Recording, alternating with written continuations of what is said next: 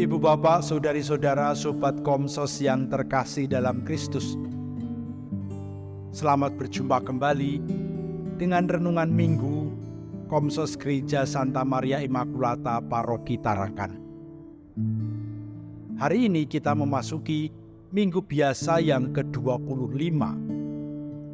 Bacaan Injil yang akan kita renungkan diambil dari Injil Matius bab 20 ayat 1 sampai dengan 16. Kalau Bapak Ibu, saudara-saudari masih ingat bacaan minggu yang lalu yang mengisahkan seorang raja yang melepaskan hutang dari bawahannya 10.000 talenta. Namun bawahannya ini memaksa temannya membayar hutang yang hanya 100 dinar. Kutipan Injil hari ini masih berbicara dengan uang, masih berbicara tentang uang. Dengan kisah yang lain, ada seorang yang mempunyai kebun anggur dan dia mencari pekerja untuk memanen anggurnya. Setelah menemukan pekerja-pekerja, mereka bersepakat akan menerima 1 dinar 1 hari dari pagi sampai sore. 1 dinar adalah upah yang wajar pada zaman itu. Kalau orang bekerja dan tidak mendapatkan 1 dinar sehari, besok keluarganya tidak bisa makan cukup. Tapi kalau dapat 1 dinar 1 hari, besok mereka akan makan cukup untuk 1 keluarga. Kita ingat waktu kita berdoa, Bapa kami, berilah kami rezeki pada hari ini, supaya besok kita bisa makan. Kalau hari ini nggak dapat rezeki cukup, maka besok kita akan lapar. Jadi, kalau kita berdoa, berilah kami rezeki secukupnya pada hari ini, berarti kita sudah mendapatkan jaminan untuk besok kita tidak lapar. Nah, sang orang yang punya kebun anggur, ternyata dia punya kebun anggur yang luas, sehingga dia siang hari keluar dan bertemu dengan orang-orang. Mereka yang menganggur disuruh bekerja di kebun anggurnya, bahkan sampai sore jam 5 masih ada orang yang disuruh pergi ke kebun anggurnya bekerja. Padahal kalau mulai jam 5 sore berarti jam 6 sudah pulang. Karena jam 6 menurut orang Yahudi zaman itu sudah ganti hari. Jam 6 mereka terima gaji. Berarti itu sudah hari berikutnya. Dan apa yang menarik dalam kisah ini, ternyata sang pemilik kebun anggur tadi memberi upah semua pekerja yang datang terakhir maupun yang datang pagi 1 dinar.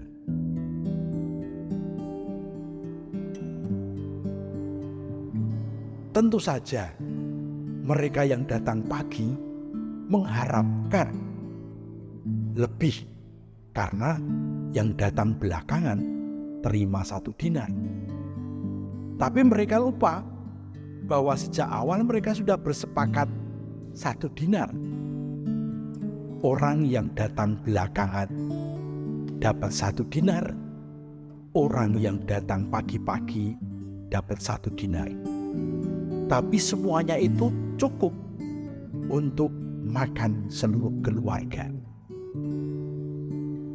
Bayangkan, mereka yang mulai bekerja jam 5 sore hanya bekerja 1 jam.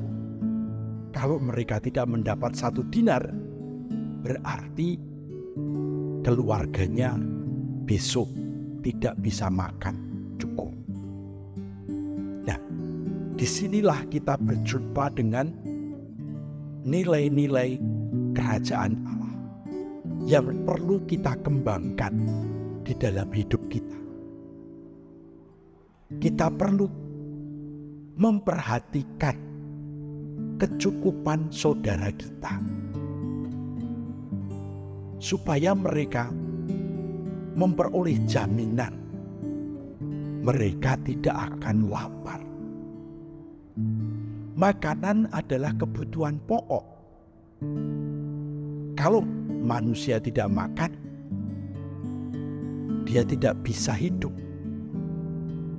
Tapi kalau makannya tidak cukup, dia juga tidak mempunyai energi yang cukup.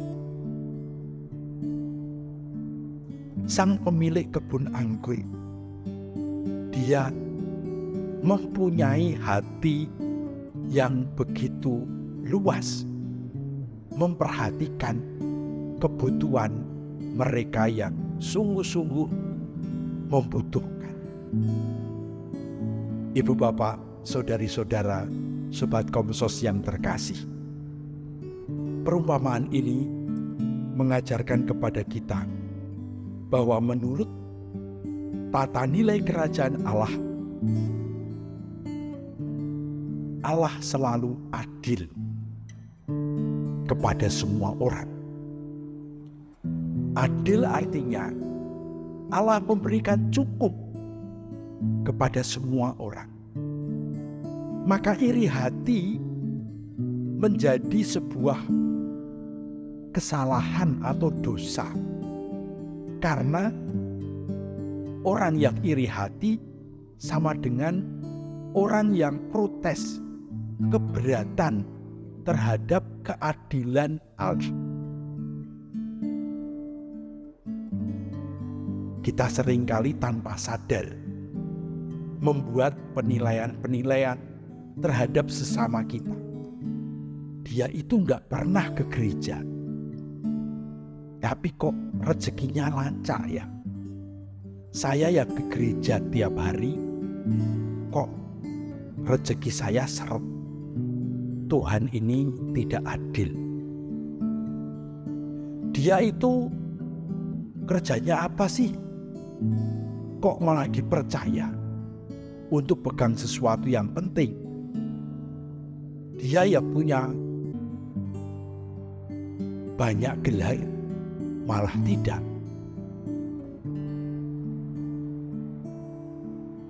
Dalam banyak hal, kita seringkali bersikap iri hati terhadap sesama kita, karena sepertinya Tuhan lebih mencintai dia daripada kita. Maka kita seringkali memandang orang lain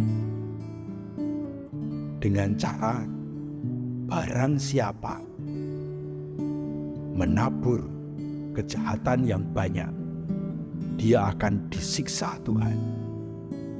Tapi barang siapa menabur kebaikan yang banyak, dia pasti masuk surga. Belum tentu.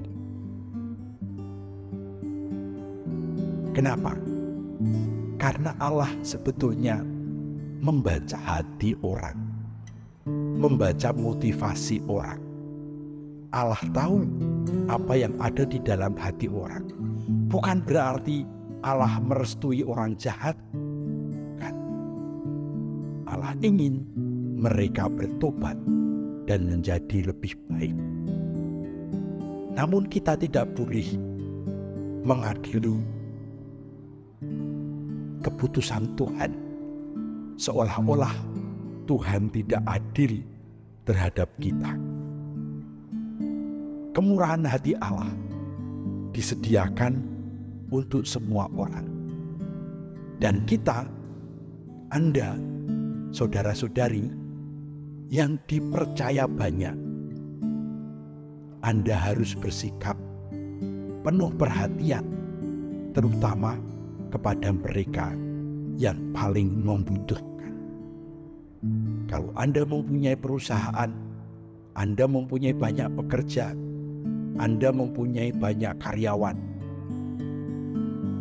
Anda perlu bersikap seperti pemilik kebun anggur ini, memperhatikan mereka yang paling membutuhkan, supaya kerajaan Allah hadir dalam kehidupan kita.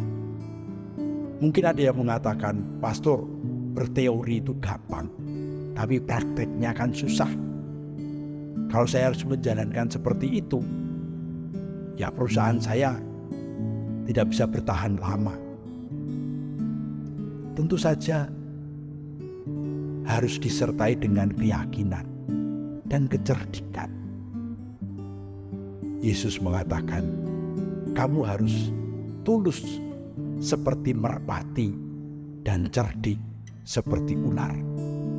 Cerdik berarti mampu menemukan jalan-jalan terbaik, jalan-jalan yang mungkin tidak dilihat orang lain, tapi akan membantu sesama kita yang paling membutuhkan. Inilah kehidupan jemaat, kehidupan menurut tata nilai kerajaan Allah. Kita semua diundang untuk bukan hanya mengatakannya, tetapi menjalankannya. Tuhan memberkati kita. Amin.